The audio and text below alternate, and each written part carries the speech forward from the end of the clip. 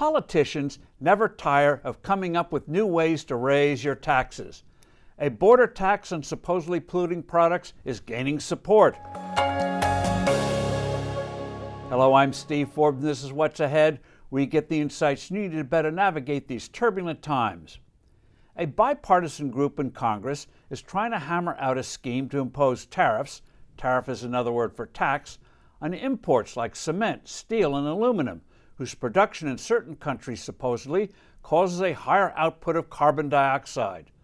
Democrats say such a tax will help fight climate change. Higher prices will reduce the use of these products, and therefore there will be fewer emissions of carbon. Some Republicans assert this kind of levy will help protect domestic manufacturers. Their reasoning? Countries like India and China don't fight carbon emissions, which unfairly reduces their costs vis-a-vis American competitors, which are subject to stricter, more costly environmental regulations. The idea is bad. Estimating carbon emissions that were caused by producing a product will obviously be fraught with complexity and imprecision.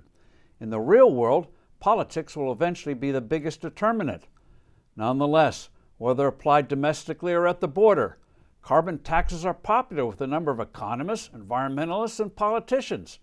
They assert that applying a levy that is determined by the amount of carbon dioxide required to produce a particular product or service will reduce the use of fossil fuels, which in turn will save the planet.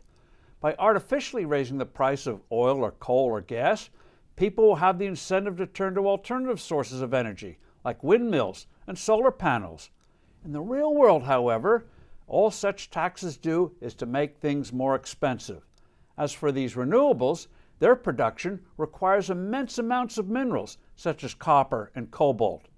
For windmills and solar panels to seriously make a dent in the use of oil and gas would require an increase in mining that would tear up millions of acres worldwide.